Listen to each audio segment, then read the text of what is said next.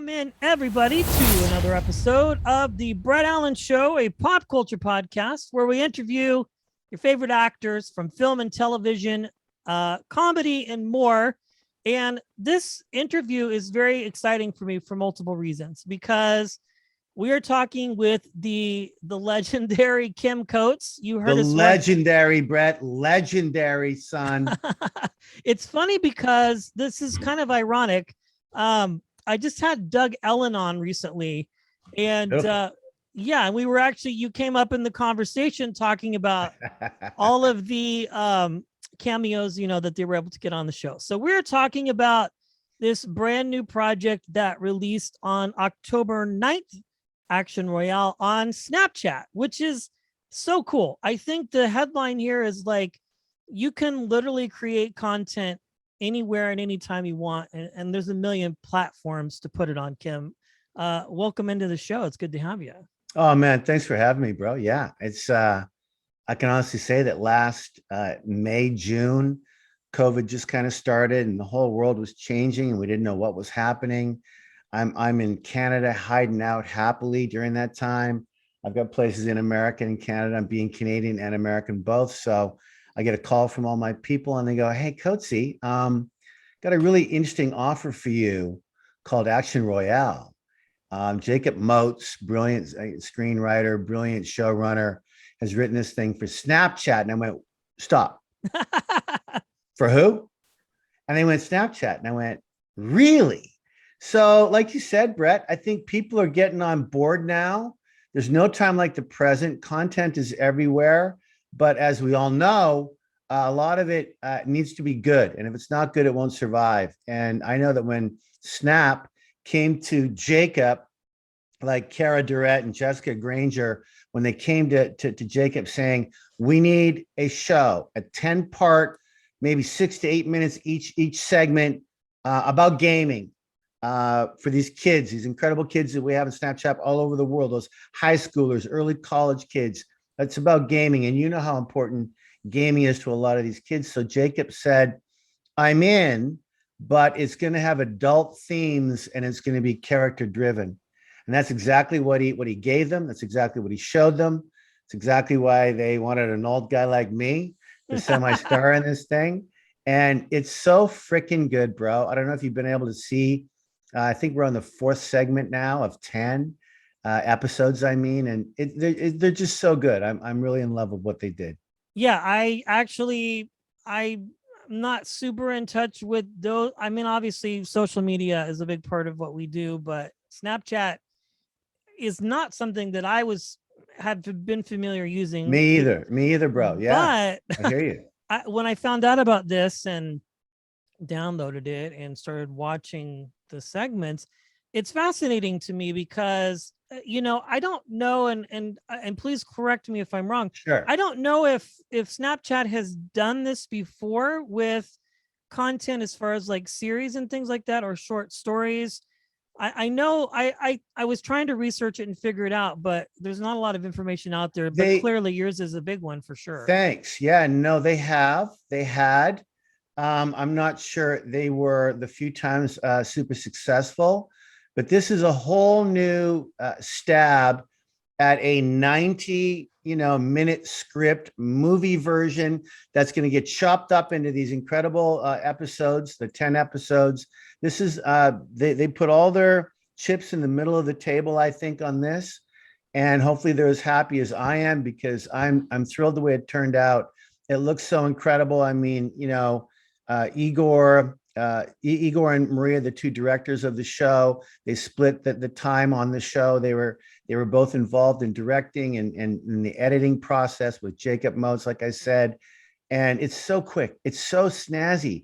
It's for high schoolers and college kids, but it's for older people too.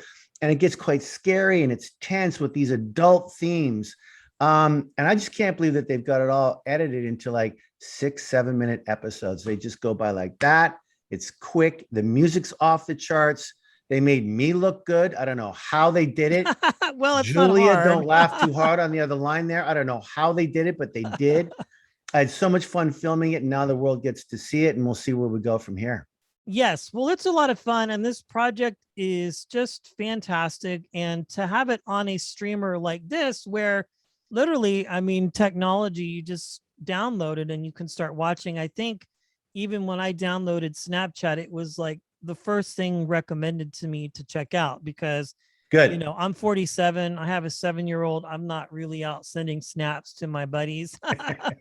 But the fact that they were able to get you, I think, is huge because I mean, clearly you're a remarkable Thanks. figure, absolutely in the industry. I mean, we've got Sons of Anarchy and a bunch of other things that you've been a part of. So I'm very curious because you obviously you shared with me just now about getting the call and things like that. But when you are preparing for a production, there's a lot that goes into it, you know, before you know, when it's something's in production or whatever, a lot has to happen. But for this, was this quite quick for you to be able to get the scripts and just start filming pretty instantly, since this was going on a smaller, when I say small, I'm just saying instead of like a, you know, a picture that's in a theater screen perhaps, but more like on a streaming service like this or a social media app, is the process faster or is it about the same? I will say this though, when I got the script last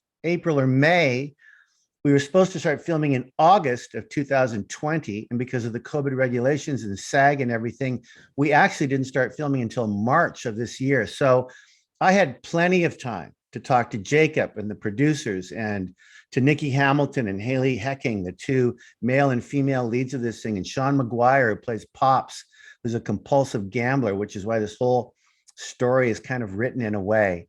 And of course, I'm playing the biggest bookie gangster in Southern California, Gino, and gosh, he was fun to play. So we had lots of time to research, to talk, to do it. So Brett, when we started filming in mid-February of this year, we all came with running shoes on. We were ready to go. Everyone was ready to go. DP was ready to go. And I got to tell you, what was so strange for me is seeing the monitors in the shape of a phone, not horizontal, but vertical, in the shape of a phone, bro. Here we were. That's what the monitor was, because they knew Wow. that when we edited this thing and filmed this thing, you're going to be watching it on a phone.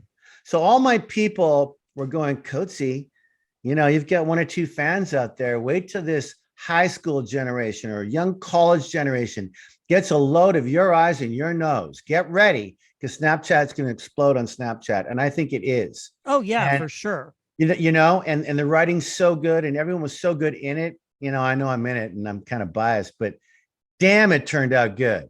And Well, everyone looks good. yeah, you play a really good bad guy. I mean, Thanks. I've I'll never be, played one before, Brett. I don't know how to do that. I've never played one. right.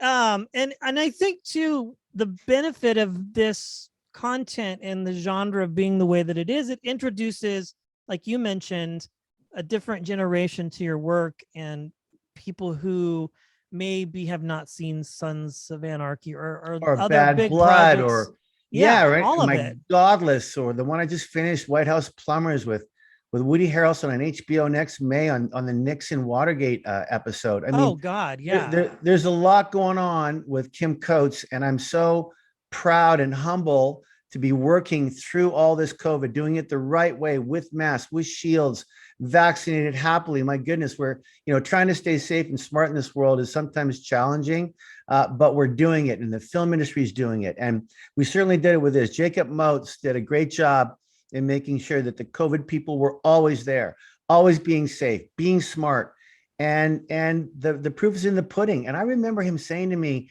Coates, it's going to be amazing because this is about gaming, but we're never going to see the game.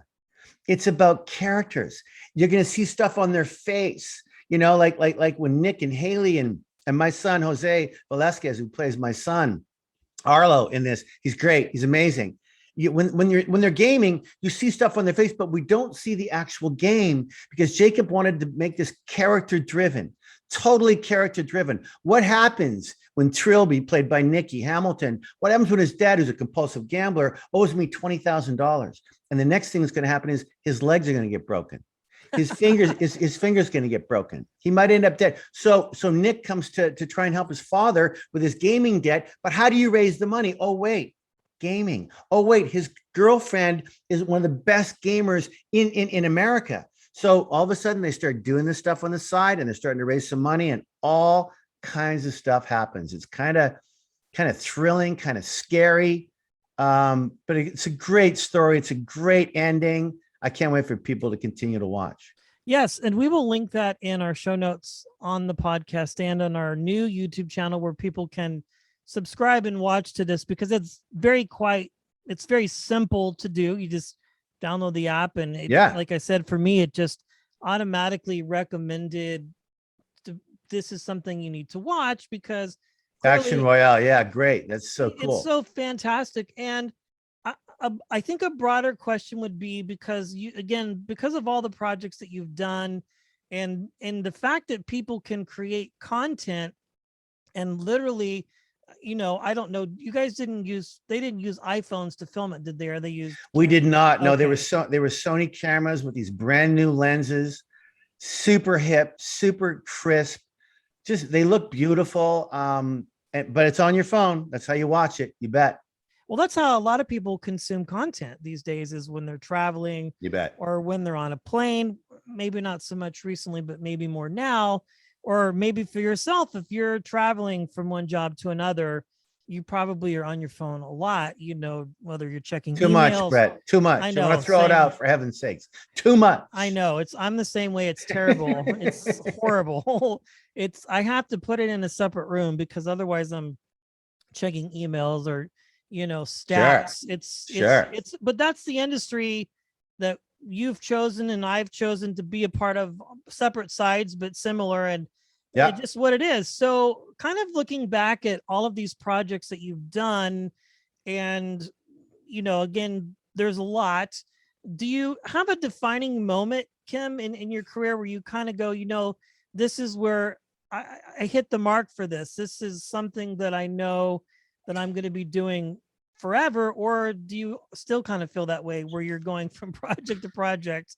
No, that's a great question. I think I always knew when I discovered acting in University of Saskatchewan back in the early 80s, late 70s, that I was going to be an actor.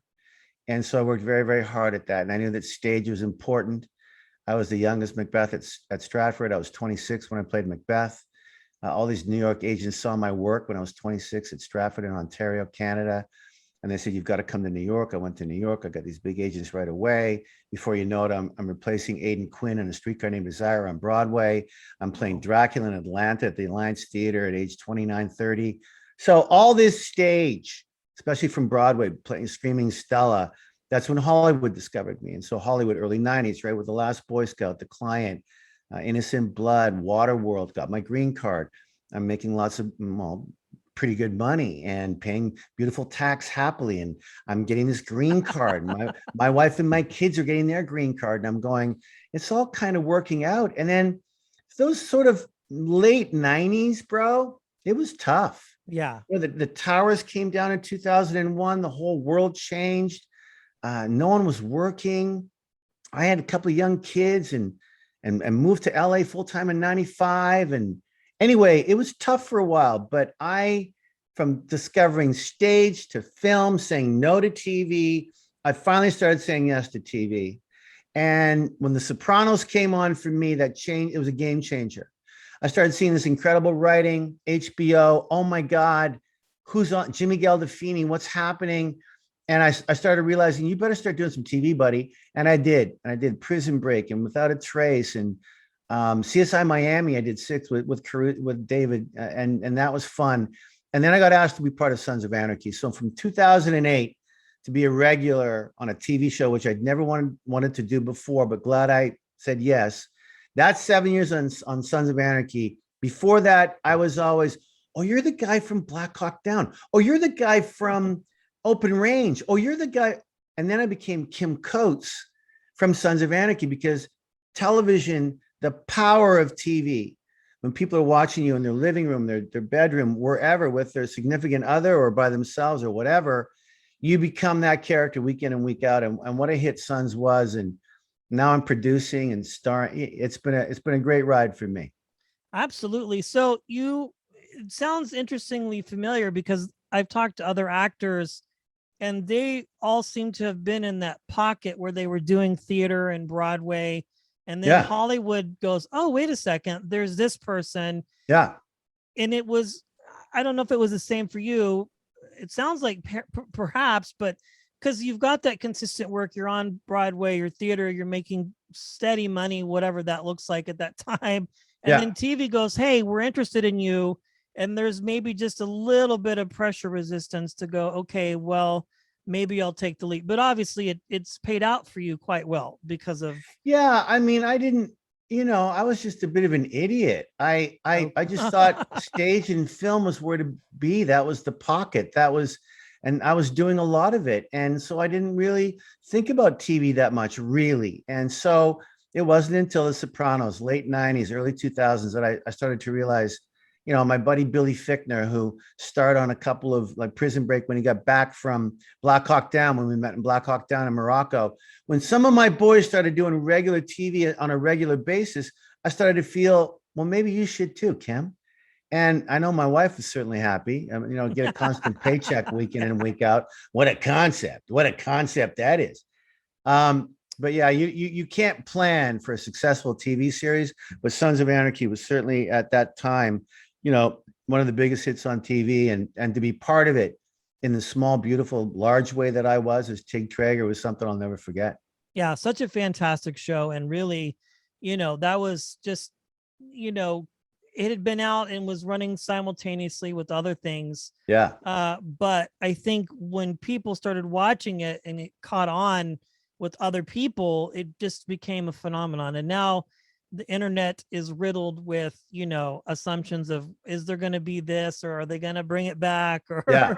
because it was that good. One last question, Kim, as we wrap up Sure, this I'm good. I'm so good. Yeah. fantastic conversation. Looking back at career and everything that you've done, has there ever been a piece of advice that you have been given, or perhaps that you maybe gave to somebody that has kind of sustained you and kind of held you along the way in your career? Well, I can't tell you how to succeed, but I can tell you how to fail by trying to please everyone. You can't please everyone, but you can be yourself. You can be true to yourself. You're going to need a couple of breaks along the way if you're going to be an artist. I don't care if you're a painter, a writer, podcast dude like you, a director, producer like me, soon to be direct. I mean, I'm going to direct one of these days. I'm an actor, pardon me, but I'm going to direct one of these days. My daughter, Brenna Coach, she's, NYU, Tisch Acting Academy, won a Dora and a Drama Desk Award on Broadway for a play called The Wolves. She's starting to, explode, but it's a different world now. Right? I mean, everyone's Zoom. There's no more sitting in an office really, or shaking hands with a director. Times have changed. So you need to stay with it. You need to stick with it. You need to follow your bliss. Joseph Campbell, that's his quote. But I read a lot of Campbell and I love what he has to say about mythology and the whole gambit. So just, if you're going to be an artist and are an artist, there's nothing you can do about it, but do your thing. Stay positive. Through the tough, through the good, through the up, through the down, stay positive and hang in. And I know I did, and it wasn't always smooth sailing, but I never doubted who I was, and I never doubted where I was going. And I think with my being naive that way, or strong that way, or not being afraid to fail that way, it certainly worked out. And I'm talking to guys like you, and I'm starring on a thing called Action Royale. And like I said, White House Plumbers just wrapped 4 months. Woody Harrelson, Justin Throw. That's going to be epic next year on HBO. I don't know, bro. I'm just so lucky to have stumbled into acting so many years ago. And it's all worked out. And people just need to believe in themselves. And if they do that, I think it'll be a really rewarding and happy life. Absolutely. Fantastic. Casting the net as wide as possible and just there you go. Creating, and there you go, bro. And That's with it. the technology, circling back to this conversation about Action Royale on Snapchat, which premiered on the 9th, there's no reason to not create. If you are a creator, the old adage, sitting around waiting for the phone to ring and somebody to discover you. No, not no more. No, get out there, No. do stuff. Like you just said with your phone, write, shoot it, film it, look at it, get better from it. Take improv classes if you can. Just all that stuff. It all comes in handy. Absolutely. And thank you to Kim and this film, or this series, Action Royale, on Snapchat. Again, it premiered on the 9th. All you have to do is just download the app and subscribe and watch the show. We'll link it in our show notes. And thanks for listening today and pressing play. Kim Coates, thank you for joining me. Love you, buddy. Really Thanks for having me, Brett. All the Thank best, you. bro. See you again. Bye-bye.